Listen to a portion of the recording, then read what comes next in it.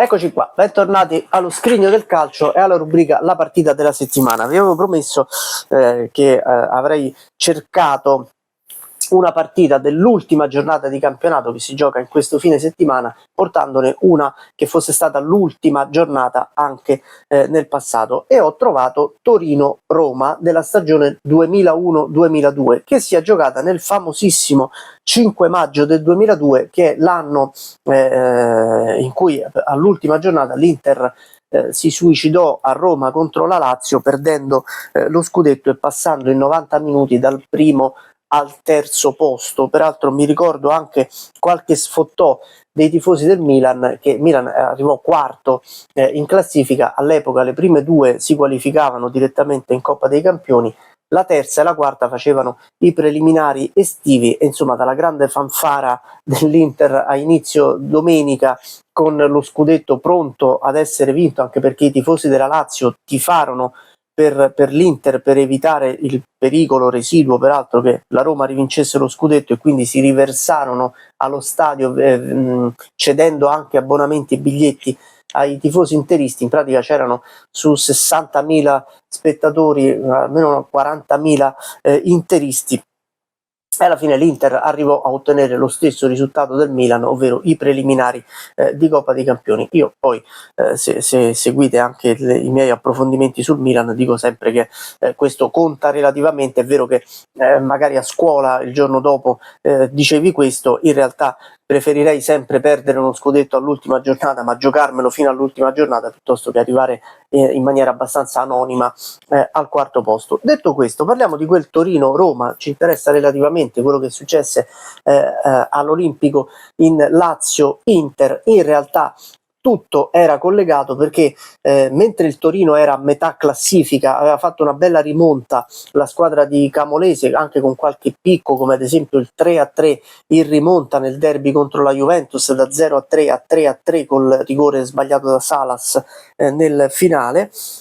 Camolese aveva comunque guidato una buona squadra alla metà della classifica, tant'è che il Torino si qualificò per l'Intertoto alla fine di quella stagione, perdendo poi in estate col Villarreal, se non mi sbaglio, ai calci di rigore.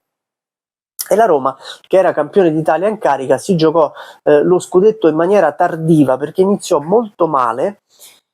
Provò a rimontare nel finale, tant'è che nel finale arrivò all'ultima giornata da terza in classifica, con pochissime speranze obiettivamente di vincere il campionato, perché davanti a sé aveva l'Inter prima e la Juventus seconda, quindi avrebbero dovuto suicidarsi insieme nerazzurri e bianconeri, la Roma vincere a Torino per arrivare prima.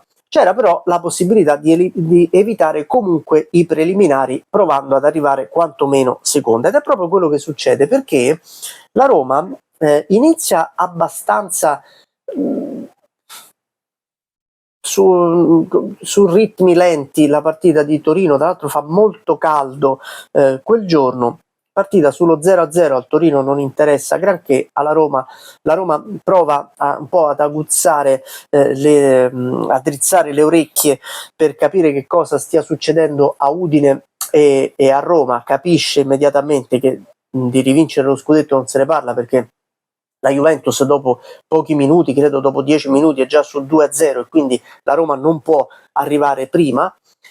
Quello che sta succedendo a Roma però, con l'Inter in vantaggio 2 volte, rimontata dalla Lazio 2 volte, addirittura con la Lazio in vantaggio, quando la Lazio si porta in vantaggio la Roma capisce che può quantomeno puntare a scavalcare l'Inter e ad arrivare seconda. Infatti a una ventina di minuti dalla fine va in vantaggio con il gol di Cassano, un pallonetto lanciato dalle retrovie. Cassano si presenta davanti al portiere, fa un pallonetto e batte il portiere del Torino. La Roma vince 1-0 e, approfittando del favore dei cugini della Lazio che battono l'Inter 4-2, si qualifica, si piazza al secondo posto della classifica finale.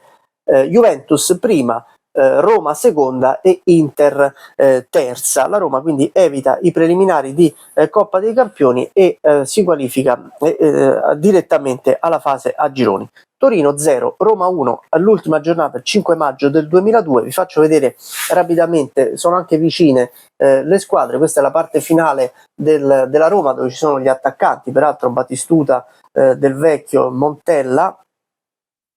eccola qui, e qui c'è la prima parte della pagina dedicata al Torino, che adesso andiamo anche a vedere un po' più nel dettaglio con gli altri giocatori. Qui le rose iniziano a farsi lunghe e quindi la Panini non riesce più a mettere in 2 sole pagine le squadre, ma ha bisogno di più spazio. Eccoli qui i giocatori del Torino e anche gli ultimi con il bomber Marco Ferrante e con Cristiano Lucarelli, che sono in quest'altra pagina. Aveva veramente una coppia assolutamente invidiabile per una squadra comunque la neopromossa come era il Torino in quella stagione. Ecco il Torino ed ecco la Roma, campione d'Italia in carica. Questa è la prima pagina con scudetto, squadra e allenatore, che è ovviamente Fabio Capello, e questa è l'altra pagina che ci mancava con Antonio Cassano che decide, e lo vedete in basso, che decide quel Torino Roma del 2001-2002. Certo, i tempi sono cambiati, la Roma oggi non sta lottando per lo scudetto, sta lottando comunque per un posto in Europa. Vedremo come andrà a finire. Finisce il campionato e poi adesso noi ci organizzeremo, magari la settimana prossima parleremo anche di una finale di Coppa dei Campioni, visto che ci sarà la finale tra Inter e Paris Saint-Germain. Parleremo di una finale del passato, vediamo se trovo anche qualche reperto. Alcune le ho già analizzate, come ad esempio le 2 del Valencia 99-2000 e 2000-2001, magari ne porteremo un'altra e vedremo che cosa uscirà fuori. Questo è il racconto della partita di questa settimana Torino-Roma. Come vi ho detto, vi ho portato Torino-Roma del 2001-2002. Noi ci vediamo la prossima settimana, perché la rubrica La partita della settimana non finisce nonostante finisca la Serie A.